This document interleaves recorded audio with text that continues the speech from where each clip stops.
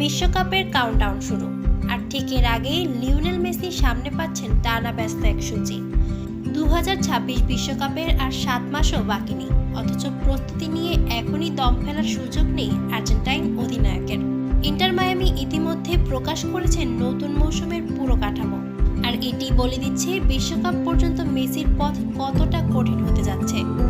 4 April উদ্বোধন হচ্ছে Miami freedom পার্কের প্রথম ম্যাচ। অস্টিনের বিপক্ষে সেই ম্যাচে থাকছেন মেসি। এরপর আছে উচ্চতা ঝুঁকিপূর্ণ ভেন্যু কলোরাডো আর উটাতে অ্যাওয়ে ম্যাচ, যেখানে আবহাওয়া আর উচ্চতা দুটোই খেলোয়াড়দের পারফরম্যান্সে বড় প্রভাব ফেলে। এদিকে জাতীয় দলের দিক থেকেও ব্যস্ততা কম নয়।